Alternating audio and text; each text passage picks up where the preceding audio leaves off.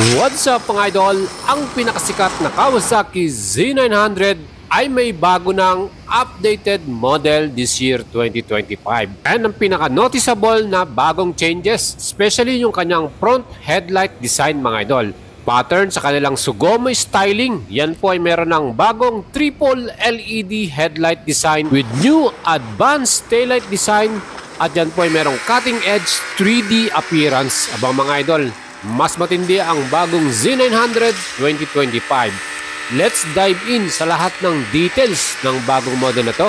Siyempre mga idols, ang napaka-importante nilang ginawa dito ay dinagdagan nila to ng mga modern next level technology na hinahanap natin para sa model na Z900. Kaya mga idols, all-in package na ang bagong model na to. At aabangan natin to once maglabas ng bagong update ang Kawasaki Motors Philippines regarding sa bagong model na to, ay ibibigay natin sa inyo yan mga idols. Kaya lagi lang kayo tumutok sa ating YouTube channel at syempre sa ating Facebook page, Boyet Salabarria.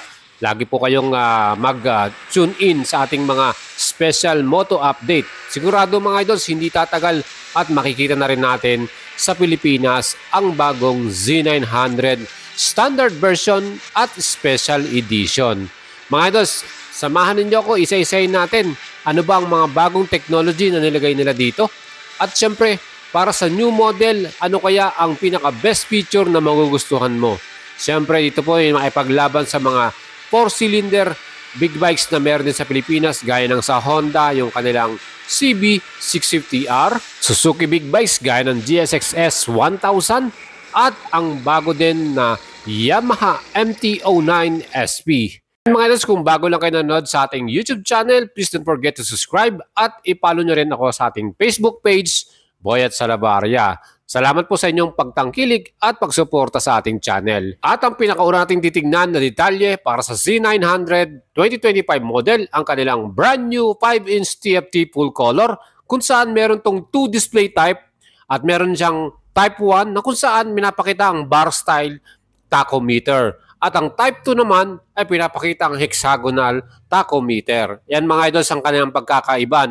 Plus meron din tong display lean angle in real time para sa ating turn by turn direction. At yan naman merong style na aviation attitude indicator. Ibang klase ito mga idols. Mas modern tignan, bagong TFT display para sa ating Z900.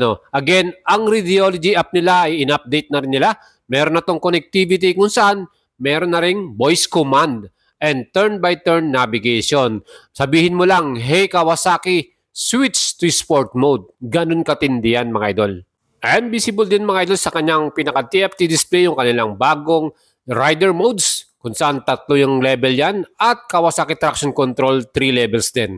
Mga idol, isa pa rito kagandahan, naka 6-axis IMU na ang bagong Z900. So, in-update na nila lahat ng technology nito, Plus, ang ating engine, bagong updated din, 948cc displacement, 4-cylinder, 16 valves, liquid-cooled, at equipped din to ng 6-speed transmission at sleeper clutch. And ang pinaka-the best dyan, meron na rin tong new dual direction Kawasaki quick shifter. Plus, new electronic cruise control.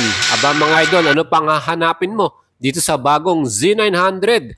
Kompleto na, Siyempre, meron tayong special edition kung saan mas premium naman ang mga nakakabit na parts para sa Z900. Gaya ng Showa brand, upside down 41mm inverted forks. Ngayon po ay fully adjustable na, may damping, may rebound at pre-adjustable na rin.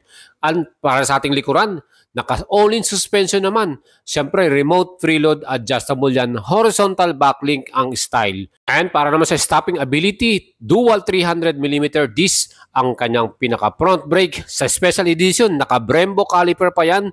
And sa likuran naman, naka-250mm disc. Equipped din ng anti-lock braking system. Mga idols, pagdating sa ergonomics, in-improve din nila ang kanyang pinaka-upuan at yung kanyang seat height. Kaya mga idol, ito na yata yung pinaka-modern at mas high-tech na bagong Z900 Sugamo styling. And mga idols, ang lupit ng kanyang pinaka-graphics at kulay. Kaya mga idols, ito pong masasabi natin dito. From the old model na Z900, ang laki po ng kanilang magiging difference. Asahan na natin na mas lalaki pa ang presyuhan niyan dahil ang C900 standard model na meron sa Pilipinas ay merong SRP na 566,500 pesos. At yan po ay available pa rin sa atin. Para naman sa special edition na may presyo naman SRP 618,000 pesos. At ang aking nakikitang pagbabago dyan, especially sa presyuhan ng 2025 model. At sa dami ng kanilang dinagdag sa bagong model, especially yung kanilang IMU-equipped Electronic Riding Support Technology or IMU, gaya ng Kawasaki Corner Management, Kawasaki Traction Control 3 levels, Power Mode Selection at 3 riding modes plus dual direction Kawasaki Quick Shifter.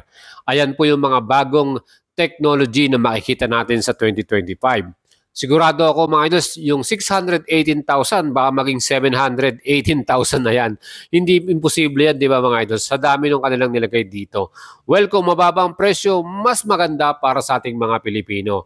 Alam naman po nating lahat, ang Z900 sa Pilipinas, isa sa pinaka-best-selling sports naked big bike. Siyempre, 900cc na to kaya talagang malakas at talagang powerful ang performance ng engine. Kaya mga idols, gusto nyo ba ang bagong 2025 model or mas prepare pa rin ninyo itong latest model na 2024 Z900 na meron sa atin sa Pilipinas? Para sa akin, siyempre, mas maganda yung bagong model. Ang malupit pa dun yung kanilang voice command. Yung parang pag-start mo, di ba? Sport mode. O di ba mga idol, ganun kalupit yun eh. Plus yung kanilang pinaka fully adjustable front suspension and rear suspension. New Dunlop Sportsmax Q5A tires na mas maganda ang grip at performance, sabi nga ng Kawasaki dyan. Kaya mga idol, itong bagong package ng C900, standard man yan or special edition, ay ating hihintayin dito sa Pilipinas at aabangan yan. Sigurado ako marami na mag-pre-order niyan. Kaya mga idol, kung gusto nyo bumili niyan, ay siguradong tumutok lang kayo sa ating YouTube channel at siyempre, i-update ko kagad kayo. Siyempre, tutulungan ko na rin kayo makabili ng unit na yan. Again mga idols, yan po ang ating feature for today. Ang latest updated model ng Kawasaki, ang Z900 Standard at Special Edition 2025 model.